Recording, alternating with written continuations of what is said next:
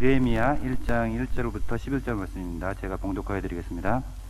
히갈의 아들 느헤미야의 말이라.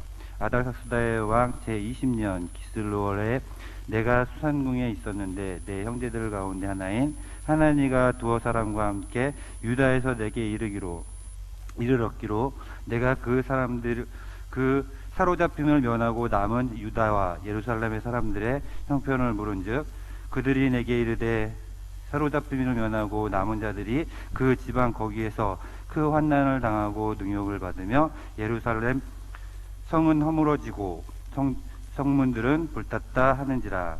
내가 이 말을 듣고 앉아서 울고 수일 동안 슬퍼하며 하늘의 하나님 앞에 금식하며 기도하여 이르되 하늘의 하나님 여호와 크고 두려우신 하나님이여 주를 사랑하고 주의 계명을 지키는 자에게 언약을 지키시며 긍휼을 베푸시는 주여 간구하나이다. 이제 종이 주의 종들인 이스라엘 자손을 위하여 주야로 기도하오며 주의 이스라엘 자손이 주께 범죄한 죄들을 자복하오니 주는 귀를 기울이시며 눈을 여시사 종의 기도를 들어옵소서. 나와 내 아버지의 집에 범죄하여 주를 향하여 크게 악을 행하여 주께서 주의 종 모세에게 명하신 계명과 율례를 지키게 아니하셨나이다. 옛적에 주께서 주의 종 모세에게 명령하여 이르시되 만일 내가 범죄하면 내가 너희를 여러 나라 가운데 흩어지게 할 것이요 만일 내게 돌아와 내 계명을 지켜 행하면 너희 쫓긴 자가 하늘 끝에 있을지라도 내가 거기서부터 그들을 모아 내 이름을 두려고 택한 곳에 돌아오게 하리라 하신 말씀을 이제 청컨대 기억하옵소서. 그들은 주께서 일찍이 큰 권능과 강한 손으로 구속하신 그의 종들이요 주의 백성이니이다. 주여 구하오니 귀를 기울이사 종의 기도와 주의 이름을 경외하기를 기뻐하는 종들의 기도를 들으시고 오늘 종이 형통하여 이 사람들 앞에서 은혜를 입게 하옵소서 하였나니 그때에 내가 왕의 술관원이 되었느니라. 아멘. 네, 오늘은 메시지라기보다는 제가 우리 성도님들의 기도를 통해서 5박 6일 동안 태국 선교지를 갔다 온 것을 좀 포럼하는 시간을 나누고자 합니다.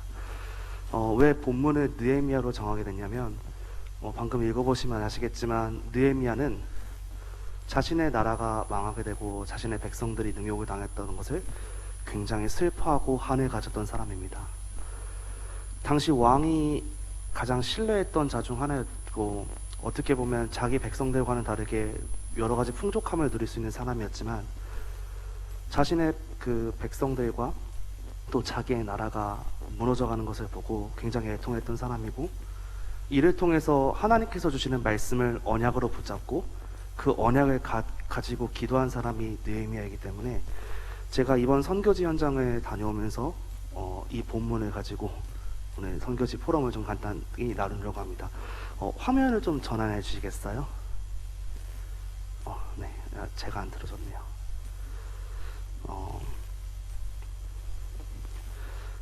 태국 선교지에 대해서 이제 보고를 드리도록 하겠습니다. 다른 자료들은 인터넷에 검색하면 다 나오겠지만 크게 세 가지만 제가 강조를 좀 하려고 합니다. 태국은 현재 우리나라보다는 인구가 많은 7천만 명의 인구가 있는데 그 7천만 명의 인구 중에서 95%가 불교를 믿고 있는 불교인들입니다. 그리고 4%가 이슬람을 믿고 있는 이슬람 사람이고 기독교인들은 단 1%밖에 되지 않는 굉장히 복음이 들어가지 못한 나라입니다. 그리고 한 가지 특징으로는 우리나라랑은 다르게 왕정국가, 즉 왕이 있는 나라입니다. 실제 정치는 총리가 담당한다 하지만 그 나라의 상징, 태국의 상징은 바로 태국 왕이 있기 때문에 태국은 왕정국가라고 불리게 됩니다. 제가 선교지를 가기 전에 태국에 대해서 간단하게 조사했을 때는 태국은 이런 모습이었어요. 굉장히 아름답죠. 굉장히 많이 뭔가 좀 발달한 그런 모습을 보인 나라가 태국이었습니다. 그런데 태국은 겉으로는 종교적 자유를 보장한다고 이야기를 합니다. 우리들은 종교적 자유를 보장한다고 이야기를 하지만 실제 인구가 95%가 이제 불교를 믿게 됐습니다. 이걸 또 이제 불교에서는 크게 우리나라가 믿는 대승불교가 있고 이제 여기서 믿는 소승불교가 있는데, 이 소승불교라는 것은 한마디로 정리해 드리자면 한 사람 개인의 해탈을 강조하는 불교입니다. 그래서 덕을 쌓고 그 덕을 쌓는 것으로 행복을 얻으려 추구하고 나중에 자기에게 올 그 복을 기대하는 구조가 이 소승불교의 구조죠. 그래서 전도와 선교를 하기 굉장히 어려운 문화라고 하였습니다. 제가 그때 태국에서 뵌 선교사님께서 이렇게 말씀을 하셨어요. 여기는 복음을 전하는 게, 우리가 이제 그 태국 현장에 복음을 전하는 게 그 사람들 입장에서는 그냥 전하는 사람이 좋은 말 해주는 걸로 자신의 덕을 쌓는다는 것만 표현을 합니다.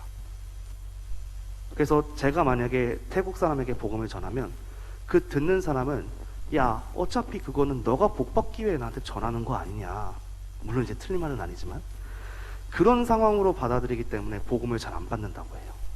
혹은 그 사람, 우리가 전하는 복음을 들어주는 것도 이제 그 사람 입장에서는 선행이 되니까 자신의 덕을 쌓기 위해서 그냥 들어준다고 해요. 아, 이 사람이 나한테 이런 말을 해주는구나.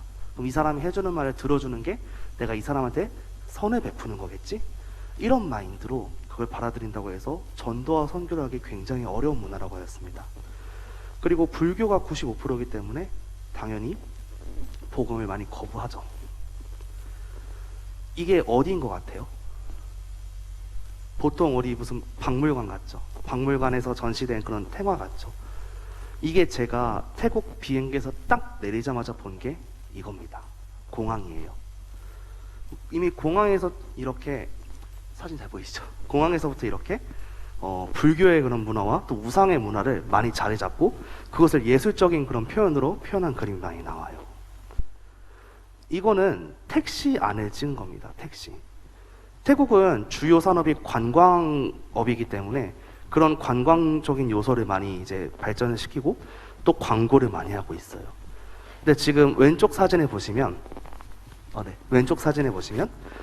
그 택시 안에 이렇게 뒷좌석에 그 관광지 그 카탈로그가 있는데 다 보면 불교 사원이나 혹은 승려, 스님들이 계신 그것들을 많이 보여주고 있고, 오른쪽 사진에 보면 우리 보통 교회에 다니는 사람들은 차에 십자가 걸어 두시는 분이 많잖아요.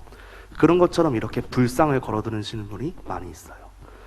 태국은 택시비가 좀 싸고 또 이동해야 되는 거리가 길기 때문에 제가 택시를 여러 번 탔는데 한 번도 이 불상이 없는 택시를 본 적이 없어요. 그만큼 이미 삶에 이 불교라는 것이 많이 녹아 들어갔다는 것이죠. 여기는 그냥 길을 가다 찍은 거예요. 보통 우리나라는 불상을 보려면 어디 사원에 가든지 어느 절에 가든지 그렇게 해야 되는데 태국은 그냥 걸어만 다니면 눈에 보이는 게 다 사원이에요. 눈에 보이는 게 다 불상이에요. 여기는 어느 숙박업소 앞에 있길래 제가 바로 찍었던, 제가 제일 먼저 본 불상이기 때문에 찍었고, 이렇게 길 가다 보면 왼쪽 사진처럼 그냥 사원 하나가 그냥 나와요. 그냥 길을 가다 보면 바로 옆에 사원 또 있고 또 좀만 더 걷다 보면 사원이 또 있어요. 걸어갈 정도의 거리에. 그리고 옆에는 이제 쇼핑몰인데 쇼핑몰에도 이렇게 우상이 있고, 이렇게 그 사진 잘 보이시지는 모르겠지만 이 재단 밑에 보면 이렇게 열대 과일이랑 과일 주스를 통에 넣고 제사하는 장면이 나오게 있죠. 여기는 식당입니다. 식당인데 식당에도, 왼쪽에 식당에도 이렇게 작은 불상을 놓고 거기다 밑에 보면 이렇게 제사상이라고 해야 되는지 모르겠는데 그 제단을 만들어 가지고 기도하는 곳이에요. 오른쪽도 쇼핑몰인데 이렇게 많이 기도하는 장면이 나타나게 됩니다. 그래서 태국을 둘러봤을 때는 솔직히 불상 없는 곳을 찾기 힘들었습니다. 그냥 걸어가면 보이는 게 불상이고 들어가면 보이는 게 불상이거든요. 인구 95%가 불교를 믿는다는 게 여기서 체감되었습니다. 여기도 쇼핑몰이에요. 쇼핑몰에서 이렇게 불상이 있고, 오른쪽도 그냥 길을 가다가 이렇게 제사하는 데가 있는데 이때는 이제 제물은 올라와 있지 않았습니다. 여기도 이제 길 가다 찍은 거고, 오른쪽도 이제 길에 가다 찍은 건데, 여기 이제 누가 쌀을 받쳐놨는데, 쌀을 이제 곡물로 받쳐놨는데 이제 비둘기가 쪼아먹는 것을 보다가 어떤 사람이 이제 그걸 내쫓는 것까지 봤는데, 그거는 아쉽게도 제가 사진을 찍지 못했습니다. 그 정도로 태국에는 굉장히 많이 불상이 퍼져 있다는 것을 제가 강조하고 싶은 겁니다. 이거는 태국 지하철인데 왼쪽 사진을 보시고 오른쪽 사진을 보시면 대충 그림만 보면 태국어는 뭐라도 감이 오시잖아요. 이제 이곳은 이제 이 사람들이 앉게 배려해 주세요라는 자리인데, 보통 우리나라처럼 왼쪽에 네 개는 똑같아요. 몸이 불편하신 장애인분들 앉게 해주세요.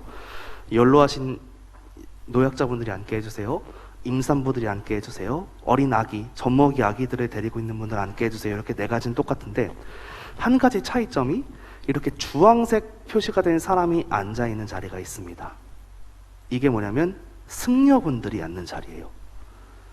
우리나라는 딱 이 네 가지만, 앞에 왼쪽 뭐 장애인, 노약자, 임산부 혹은 이제 어린 아기를 안고 다니는 사람만 할 수 있는데, 태국은 법적으로 승려분들에게도 자리를 양보해야 돼요. 굉장히 이 불교라는 것이 굉장히 생활 곳곳에 녹아들었다는 것을 보게 되었습니다. 이것은 이제 제가 일부러 높은 데를 찾아가서 한번 찍어본 거예요. 이게 낮이고 이게 밤이에요. 제가 여기서 이 두 가지 사진을 보면서 가장 놀랐던 것은, 물론 태국이 불교의 나라라는 것은 알고 있었습니다. 하지만 우리나라는 이제 보통 높은 건물을 보면 최소한 하나 이상의 십자가는 보여요. 빨간색이든 흰색이든 십자가가 하나씩은 꼭 보입니다. 근데 태국에서는 1%의 기독교가 있다는 건 알고 있는데, 그러면 십자가 하나쯤은 보이겠지라는 전 생각을 하고 왔어요. 근데 제가 5박 6일 동안 선교지를 다니면서 십자가는 한 번도 본 적이 없습니다. 건물에 십자가 하나도 없어요. 저는 거기서 제 잘못된 고정관념 하나가 깨지게 되었습니다. 아, 우리나라처럼 십자가가 많이 보이는 나라가 없구나. 1%의 기독교가 있다고 하는데 그 1%의 기독교는 힘을 못 쓰고 있구나. 이것을 발견하게 되었습니다. 그래서 높은 건물 가다 보면 이런 게 많이 보여요. 이게 불교직 사원이거든요. 그냥 높은 건물에 가다 보면 우리는 이제 낮에는 뭐 교회가 보이고 십자가가 보이지만, 불교는 그 반대라고 생각하시면 돼요. 태국은 그 반대라고 생각하시면 돼요. 그냥 불교 사원이 많이 보여요. 어쩌다 한번 이슬람 모스크가 보이고, 교회는 단 한 번도 높은 곳에서 발견한 적이 없어요. 이게 어디냐면 방콕이거든요. 수도가 이런데 다른 도시는 똑같겠죠. 더 낙후되거나. 태국은 제가 아까도 말씀드렸다시피 관광산업을 통해서 돈을 벌어들이게 됩니다. 근데 그 관광산업의 가장 필수 요소가 뭐냐? 사원을 가는 거예요. 무조건. 가이드를 붙여서 가든지 아니면 그 패키지 여행을 통해서 가든지 사원들을 꼭 들리게 되어 있습니다. 지금 보여드리는 사진은 이제 전부 불교식 사원이에요. 이제 여기가 왓포라고 해가지고 방콕에서 가장 유명한 사원 중 하나입니다. 여기 들어가는데 입장료만 한 10,000원 가까이 받아요. 그래서 들어가서 이제 1시간 정도 보게 됐는데, 왼쪽에 보면 이제 이게 불교식 건축물로서 이제 만들어진 거고, 오른쪽에도 이제 이런 여러 가지 인간의 고행 같은 거를 나타냈다고 하는데, 이렇게 부처상, 이제 석가상이 너무나도 많이 있어요. 그냥 둘러보면 이게 다예요. 이렇게 뭐 불교의 윤회에 대해서 또 이제 여러 우상에 대해서도 나오게 되고, 이렇게 이제 석가상이 굉장히 커다랗게 있습니다. 이 석가상이 얼마나 커다랗냐면, 제가 여기서 본 가장 큰 석가상 영상을 하나 준비했는데 그걸 좀 먼저 보여드리도록 하겠습니다.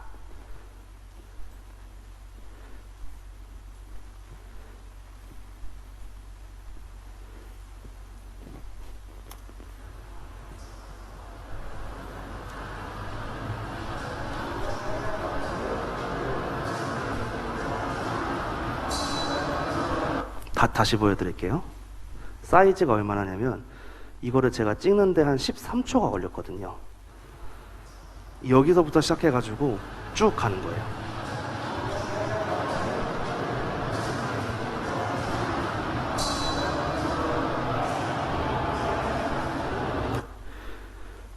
이 정도 사이즈의 사원이 있는데, 대략 여기로 치면 우리 지금 분당 지금 제가 있는 여기 기준에서 시계가 있는 저 맨 뒤에 한 3배 정도 되는 길이에요.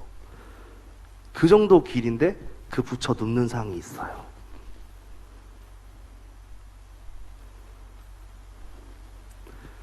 그래서 이렇게 많은 불상들이 있고 또 저렇게 커다란 불상도 있고 제가 일정상 가보지는 못했는데 저거보다 더 큰 불상이 있는 사원이 그 코로나가 많이 번졌던 20년도에서 21년도에 완성된 게 하나 있대요.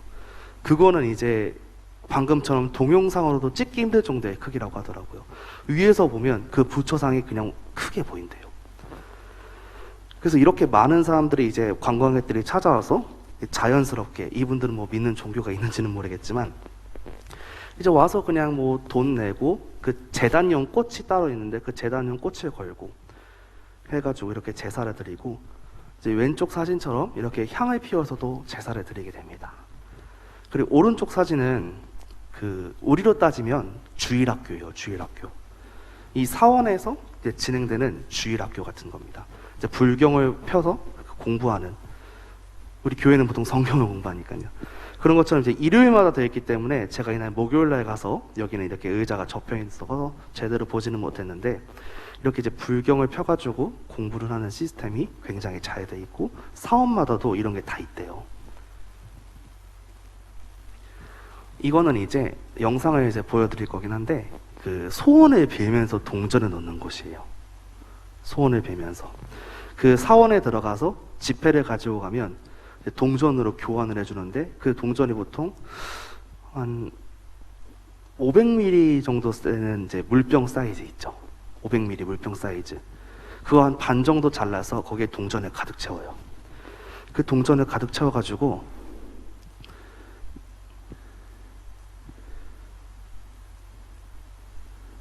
이제 좀 짧은 영상이지만 이제 이렇게 걸어가면서 동전을 넣는 거예요.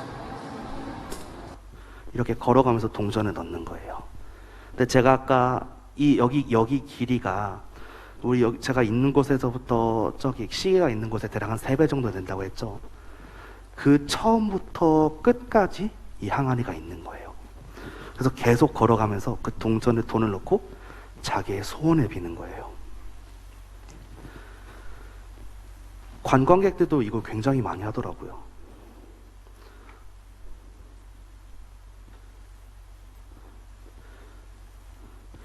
오른쪽도 진 같은 걸 이렇게 치는 건데, 옆에 이렇게 좀 제가 사진에 좀 잘 못 찍어서 잘 보이진 않겠지만 왼쪽에 네모난 돈통이 있어요. 여기는 또 웃기게 지폐만 받아요. 한쪽은 동전만 받고 한쪽은 지폐만 받아요. 그래서 그 지폐를 넣고 자기의 그 영혼을 가지고 이렇게 치는 그런 구조를 가지고 있다고 합니다. 그래서 어떻게 보면 태국은 이 관광, 특히 불교라는 것을 가지고 굉장히 많은 돈을 벌어들이고 있어요. 그런데 제가 본 태국은 물론 돈 많은 사람들은 진짜 고층 아파트에 좋은 차에 그런 거 많이 타는데, 바로 옆에 보면 대비되게 판자라고 하죠. 이 슬레이트 약간 지붕? 그런 집들도 굉장히 많았어요. 그래서 빈부격차의 차이가 한눈에 보였습니다. 우리나라 같은 경우는 어디를 가면 약간 좀 부유한 동네, 어디를 가면 조금 부족한 동네 이렇게 보이지만, 태국은 그냥 이쪽은 부유한 동네, 이쪽은 그냥 바로 그냥 가난한 동네, 그리고 눈에 바로 보여요. 굉장히 돈을 많이 버리고 관광산업으로 많이 버리는데 그 돈들이 다 어디 가느냐? 아까 보여드렸던 그 사원으로 갑니다. 사원도 돈을 벌고 국가가 또 사원을 계속해서 지원을 해요. 태국이 왕정 국가이기 때문에 또 왕은 또 불교를 믿어야 된대요. 그래가지고 그 돈들이 다 사원으로 가가지고 이 오래된 사원, 그 관광 사업으로도 보여지는 이 오래된 사원을 보수하고 증축하는데 돈이 많이 쓰이게 되다 보니까 이 국민들의 부익부 빈익빈 차이가 굉장히 크다고 합니다. 그리고 태국은 여러분들도 아시다시피 굉장히 많은 우상이 있는데, 그 우상의 대표적인 게 이 코끼리 우상이에요. 태국의 상징이라고 같이 불리죠. 오른쪽에 보면 이 오른쪽이 아이콘시암이라는 곳이라고 하는데, 이게 굉장히 큰 쇼핑몰이에요. 그 수상도시를 배경으로 해서 만들어진 쇼핑몰인데, 그곳에 가면 제일 먼저 보이는 게 이 코끼리상이에요. 지금도 보시면 이 코끼리상 밑에 보면 여러 가지 뭐 파인애플, 뭐 망고 이런 거 해가지고 이제 제물을 드리고 있죠. 이거 저 가짜 과일인 줄 알고 만져봤는데 다 진짜 과일이었습니다. 그래서 태국은 굉장히 영적으로 흑암이 가득한 현장이고 또 불교가 잡고 있기 때문에 복음이 들어가기 힘든 현장입니다. 그렇다면 그 복음이 들어가기 힘든 현장이고 복음이 없는 현장에 어떠한 결과가 일어날지는 우리가 잘 알고 있잖아요. 그래서 제가 태국 기준으로 2가지 사례를 한번 준비했습니다. 이거 뭔 것 같아요? 어떤 거 파는 것 같아요?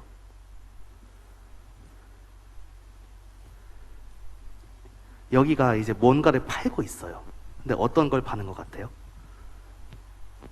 네, 마약 중에서 어떤 것 같아요? 여기가 뭐냐면 마리화나 파는 데예요. 마리화나, 대마초 파는 데입니다. 태국이 마리화나가 합법이 된 지 얼마 안 됐는데 여기가 이제 카오산 로드라 해가지고 우리나라로 따지면 홍대거리예요. 홍대거리인데 그 젊은 사람들 많고 굉장히 사람 유동인구가 많은데 그 거리에 대놓고 이렇게 마약을 팔고 있습니다. 420바트니까 대략 우리나라 돈으로 한 2, 3만 원 정도에 대마초 팔고 있는 거예요. 근데 이렇게 말아서 피는 그 대마만 파냐? 아니요. 음식으로도 팝니다. 음식으로도 팔아요. 왼쪽에 보면 그 새우 요리에 대마 잎이 들어간 거고 오른쪽에는 아예 그 대마 잎을 튀긴 겁니다. 이거는 제가 사진을 찍지 못했어요. 먹지는 못하고 이미지로만 가져온 겁니다. 먹었으면 아마 제가 한국에 못 들어와가지고 먹었으면 진짜 한국에 못 들어와요. 그리고 이렇게 음식만 나오는 게 아니고 음료랑 아이스크림으로도 나와요. 이게 대마 음료고 옆에가 대마로 만든 아이스크림입니다. 마리화나 아이스크림. 근데 제가 여기서 가장 충격을 받은 게 뭐냐면 그래도 이런 거는 어느 정도 찾아가야만 먹을 수 있는 거잖아요. 이게 제가 이 마크 마리화나 음료수 팔고 있어요. 이게 어디냐면 세븐일레븐이거든요. 편의점. 그냥 길 가다 보이는 그 편의점에 이 마리화나 음료수가 꼭 있습니다. 단돈 59바트, 우리나라 돈으로 대략 2,200원. 여기 별표시 뭐라 써있죠? 어린아이도 구매 가능. 성인만 구매할 수 있는 게 아니에요. 마리화나가 포함된 음료를 2,200원만 있으면 애들도 그냥 편하게 사 먹을 수 있는 나라예요. 제가 이것을 보면서 굉장히 또 충격을 받았습니다. 정말로 복음이 없는 현장은 반드시 이러한 문제가 오게 된다는 것을 귀로만 들었지 이렇게 눈으로 보게 된 것은, 특히 해외에서 보게 된 것은 처음이거든요. 우리나라는 아무리 좀 마약이 좀 요즘 문제가 많다 하더라도 이렇게 대놓고는 마약을 팔지는 않고, 음식에 대마초를 넣지는 않고, 아이스크림으로 대마초를 만들지는 않고, 음료수로 대마를 만들지는 않잖아요. 방금 보여드린 거 다 성인들만 먹을 수 있는 거 아니에요. 애들도 먹을 수 있어요. 이 음료만 이런 게 아니고 아이스크림, 음료수, 그런 음식들 다 애들도 먹을 수 있다고 합니다. 어릴 때부터 영적 문제에 시달리는데 거기에 마약 문제까지 곁들여지게 되는 거죠. 그리고 두 번째로 봤던 가장 심각한 문화는 여러분들도 잘 아시다시피 LGBTQ 문화입니다. 동성애 문화. 태국에 가면 굉장히 예쁜 여자들이 많이 있대요. 예쁜 여자들이 많이 있대요. 근데 이런 식으로 예쁜 여자들이 많이 있대요. 근데 이 사람들이 어떤 사람들인지 아세요? 트랜스젠더예요. 지금 가져온 사진은 제가 구글에서 이제 이미지를 가져온 건데, 이제 왼쪽 사진이 트랜스젠더 미인대회 작년 기준 1등한 사람이고, 오른쪽이 또 다른 이제 트랜스젠더 미인대회라고 합니다. 그래서 태국은 이 성전환 수술에 대해서 그런 불법적인 개념이 없고 합법적이고 오히려 독려한다고 해요. 그래서 제가 시간만 되고 기회가 됐다면 진짜 이런데 스트립쇼? 게이 스트립쇼라고 하죠. 그런 데도 보고 싶긴 했는데 제가 아직 그건 용기가 안 돼가지고 보지는 못했습니다. 그래가지고 이렇게 많은 사람들이 그런 동성애적인 것을 지지해요. 그러기 때문에 또 복음을 막고 있고, 길 가다 보면 이제 예쁜 여자들 보이면 이 사람이 진짜 여자인지 트랜스젠더인지도 고민하게 만드는 나라가 태국이라고 합니다. 태국에 이렇게 많은 우상이 있지만 진짜 숨겨진 우상이 하나 있다고 합니다. 선교사님께서, 이제 제가 간 곳이 방콕 예원교회 또 방콕 RTS인데 거기에 조현태 선교사님이라고 계십니다. 선교사님께서 이야기를 나누던 중 저에게 이런 질문을 하셨어요. 데모나 쿠데타를 일으킨 사람 중에서 가장 핵심이 되는 인물이 누군 줄 아냐? 가장 헤드에 있는 사람이 누군 줄 아냐? 저는 자연스럽게 앞에서 주동하는 사람이 헤드가 아닐까요? 라고 대답했습니다. 보통 이제 나가서 싸우자고 하는 사람이 이제 헤드로처럼 보이지만 실제로는 그 뒤에서 이간질하고 중상모략하는 사람이 헤드라고 가르쳤습니다. 그 말은 95%의 불교가 겉으로 보이는 주동자는 맞아요. 근데 그 95%의 불교를 잡고 있는 게 뭐냐면 이 태국 왕조입니다. 그래서 진짜 우상은 선교사님께서 말씀해 주시기를 진짜 우상은 불교도 우상은 맞지만 진짜 꺾여야 될 우상은 태국 왕조라고 보고 있습니다. 이 95%의 불교를 쥐고 그 나라의 경제를 쥐고 그 나라의 모든 것을 쥐고 있는 사람들이 이 사람들이기 때문이에요. 아무리 정치적으로는 총리가 다스린다고 하지만 실질적인 뭐 정치적 권력은 총리가 다스린다고 하지만 그 나라의 상징은 이 왕들이기 때문이에요. 제가 이제 금요일 날 새벽 비행기를 타고 귀국을 하는데 가기 전에 이제 저녁 식사를 먹었습니다. 근데 그 저녁 식사를 먹는 날이 태국 그 왕비의 생일이었더라고요. 그래서 하루 종일 공연 방송에 뭐가 나오냐면 하루 종일 그 왕비의 그 왕비와 그 왕가의 그 생일 잔치가 계속 나오는 거예요. 물론 이제 불교 승려들이 주최를 해서 왼쪽이 이제 왕과 왕비 사진인데 제가 이거를 제대로 찍지 못한 이유가 뭐냐면 그 태국은 관광객들도 왕의 사진에 대고 삿대질을 하거나 왕을 모욕하는 말을 하면 현행법으로 체포가 가능하다고 합니다. 그래서 사진 찍다가 신고당해서 잡혀갈까봐 조금 멀리서 찍었어요. 그리고 오른쪽은 태국의 한 국제학교입니다. 여기가 카톨릭 계열이거든요. 카톨릭 계열인데도 가장 위에 띄는 게 왕의 사진을 꼭 걸어놔야 돼요. 어떻게 보면 북한의 그 김일성, 김정일, 김정은 사진 걸어놓은 것처럼 그 정도는 아니긴 하지만 태국에도 웬만한 주요 그런 건물에는 다 왕의 사진 혹은 왕비의 사진 혹은 그 둘이 같이 있는 사진을 꼭 붙여놔요. 이거는 겉으로만 보면 불교 건축물처럼 보이죠. 불교 건축물은 맞는데 이거는 이제 전대왕의 무덤입니다. 우리 옛날에 이집트 피라미드 만들듯이 그 전대왕의 무덤을 이렇게 만들었다고 해요. 그러면 1%의 기독교는 무엇을 하고 있을까요? 현장은 이렇게 흑암에 잡혀있고 마약에 중독되고 LGBTQ 문제가 가득한 이 현장에 1% 기독교는 무엇을 하고 있을까요? 이 두 학교가 왼쪽은 제가 카톨릭 재단이라고 말을 했죠. 오른쪽 학교가 그 제7일 안식교라는 이단에서 만든 학교입니다. 여러 군데로 돌아다녔지만 대부분 불교 학교, 이제 불교 문화권이니까 불교 학교가 대다수가 많았고 국제 학교는 다 카톨릭이랑 안식교랑 그런 이단들이 잡고 있는 거예요. 교회는 하나도 못 잡고 있어요. 개신교는 하나도 힘을 못 쓰고 있었습니다. 제가 여기에서 또 굉장히 마음이 아팠습니다. 진짜 복음 가진 거는 우린데, 진짜 언약 가진 거는 우린데 왜 이 현장에서 정말로 참담한 모습만을 보이게 되는지. 카톨릭은 저렇게 국제학교 만들고 있고 안식교도 저렇게 국제학교 만들어서 이미 후대들 장악하고 있는데 우리는 뭐 하고 있는지, 나는 또 뭘 해야 되는지, 내가 어떤 걸 기도해야 되는지를 굉장히 여러 가지 생각해 보이게 됐습니다. 그래서 정말 희망이 없어 보였어요. 불교가 도시를 지배해요. 교회는 하나도 보이질 않아요. 우상의 결과로 인해 많은 영적 문제들이 나타나는데 가장 대표적인 게 마약 문제랑 LGBTQ 문제예요. 그리고 이단들은 이미 그 나라의 후대들을 다 잡고 있어요. 정말로 희망이 없어 보였습니다. 그런데 이제 제가 다녀온 현장이 또 어떤 현장이냐면 하나님의 시작이 있는 그 현장이었습니다. 여기가 이제 방콕 예원교회 또 방콕 RTS 현장입니다. 이틀 동안 이 현장에서 좀 많은 것을 배웠는데 제가 여기 들어가자마자 제일 보였던 게 뭐냐면 제가 그 카톡방에도 올렸던 영상인데 이 영상이에요.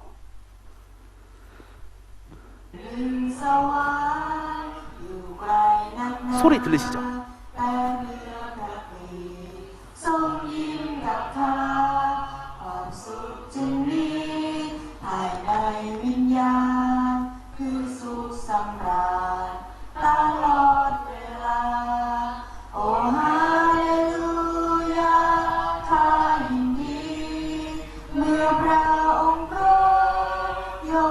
ษบาปคาบนบกในน้ำที่ไหนไม่ว่าพระคริสต์อยู่ด้วยนั้นคลายสว่าง 내 영혼이 은총 입어 중환대신 벗고 보니 아니 진짜 여기 들어가자마자 이 찬양이 들리고 이거를 찍은 내내 진짜 눈물이 났습니다.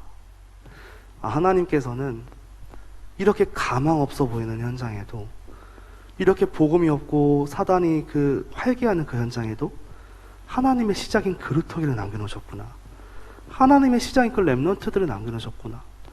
우상에 잡혀 죽어가는 나라를 위해 애통함을 가진 자들을 세우셨고 하나님의 언약을 붙잡고 기도하는 자들을 세우셨고 무너진 99.9%를 살릴 0.1%의 주역들을 하나님께서는 세우셨고 하나님께서는 반드시 그 사람들을 통해서 이 현장을 살리게 된다는 것이 그게 믿어지게 되었습니다. 느헤미야가 하나님의 말씀을 언약으로 붙잡고 무너진 나라와 자신의 백성들을 위해 기도했습니다. 하나님께서 주신 그 말씀을 언약으로 굳게 붙잡고 자신의 조국과 자신의 백성들을 위해 기도했어요. 그래서 태국의 남은 자들을 또 렘넌트들을 남기셔서 죽어가는 이 99.9%의 사람들을 살리는 느헤미야와 같은 사람들을 만나게 해주셨습니다. 이거는 이제 저랑 같이 간 우리 조용래 전사님이 이제 특강을 한 자료입니다. 그리고 부족하지만 저도 간증을 하나 하고 왔습니다. 다른 곳보다 정말로 0.1% 어떻게 보면 다들 가정에서 핍박받는 사람들이거든요. 대부분 가정은 불교를 믿고 있는데 이 사람들은 예수님을 믿으니까. 그런데도 그 핍박에서도 휘둘리지 않고 오히려 더 열정적으로 공부하고 열정적으로 반응하고 정말 열정적으로 찬양하고 기도하는 그 모습에 정말 제 자신을 다시 한번 돌아보게 되었고 하나님께서는 반드시 그 흑암의 현장에서도 한 줄기 비친 렘넌트를 남기신다는 것을 깨닫게 되었습니다. 마지막으로 선교사님께서는 거의 유일하게 태국 현지인들을 사역을 하고 계십니다. 그래서 코로나 이후에도 정말 하나님의 일하심을 보게 된 게 선교사님 포럼을 해주신 내용인데 코로나 이후에도 온라인으로 더 큰 사역의 문이 열렸다고 합니다. 그리고 오히려 태국에서 한국으로 선교사님들을 보낸대요. 그래서 한국에 있는 태국 분들을 이제 사역을 하고 있다는 거죠. 어떻게 보면 우리가 태국으로 선교사님을 보내는 게 맞는 건데 이미 하나님께서는 그 현장에서도 전도와 선교의 그 문을 여시고 그것을 통해서 우리나라에 있는 태국인들 혹은 다른 나라에 있는 태국인들을 그렇게 문을 열고 이제 전도하고 또 영혼이 구원받는 그 역사를 또 많이 포럼해 주면서 많은 은혜를 받게 되었습니다. 그래서 선교사님께서는 이제 8월 말에 법인 설립 허가를 위해 기도하고 있다고 합니다. 이 법인이 만약에 통과가 되면 한국에서 더 많은 사람들이 편하게 태국에 선교를 할 수 있고 태국인들도 한국어를 더 편하게 배워가지고 더 많은 현장에 또 우리나라에 있는 태국인들도 살릴 수 있는 그 역할을 할 수 있기 때문에 좀 기도해 달라고 부탁을 하셨습니다. 선교지를 보면서 정말로 저의 잘못된 생각이 많이 깨졌습니다. 죄송합니다. 버튼 잘못 눌러가지고 선교지를 보면서 정말 많은 것을 깨닫게 되었습니다. 저의 잘못된 고정관념 하나하나가 완전히 깨지게 되었고 정말 복음이 들어가지 않고 우상이 가득한 현장의 비참함을 또 보게 되었고 하지만 그 현장 속에서도 하나님께서는 그 현장 살린 한 사람을 세우시고 그 한 사람을 통해서 계속해서 복음이 전파되게 하시고 그 더 나아가서 많은 현장에 그 은혜의 복음이 전파되어야 하는 것을 다시 한번 보면서 여기 있는 제 자신이 왜 또 우리가 237 현장을 위해 기도해야 되는지를 느헤미야 같이 무너진 나라를 보고 현장을 보고 언약 가진 자의 기도가 어떠한 결과를 낳는지에 대해서 다시 한번 보게 되었습니다. 교회가 물난리가 나고 해가서 솔직히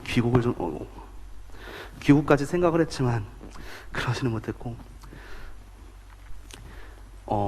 많은 사건이 있는 동안에도 5박 6일 동안 선교지를 좀 보게 해주시고 기도해 주시며 다시 한번 감사드린다는 말을 전하고 마치도록 하겠습니다. 네, 제가 기도하겠습니다. 주님 감사합니다. 이 시간 잠시나마 현장에 대한 포럼을 나눌 수 있게 하신 하나님의 은혜에 감사드립니다. 세상은 아무리 복음이 없어 보이고 복음이 무너진 것처럼 보이고 복음이 힘이 없어 보이지만 하나님께서는 언약 가진 사람 그 한 사람을 통해서 반드시 하나님의 일을 성취한다는 것을 나눌 수 있게 하심에 감사드립니다. 우리가 이번 한 주간 정말 주신 강단의 말씀을 붙잡고 하나님의 말씀을 붙잡고 정말 언약으로 붙잡고 현장에서 느헤미야와 같이 기도의 사람으로 나아가 정말 느헤미야와 같은 응답을 받을 수 있도록 정말 현장을 살리는 귀한 응답의 주역들이 될 수 있도록 우리 한 사람 한 사람을 인도하여 주옵소서. 우리 사랑의 공동체가 정말로 북한을 살리고 237 현장을 살리고 우리가 속한 현장과 또 미래 현장을 살리는 귀한 주역들로서 나아갈 수 있도록 저희들을 인도하여 주옵소서.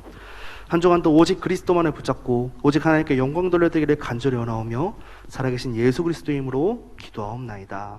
아멘.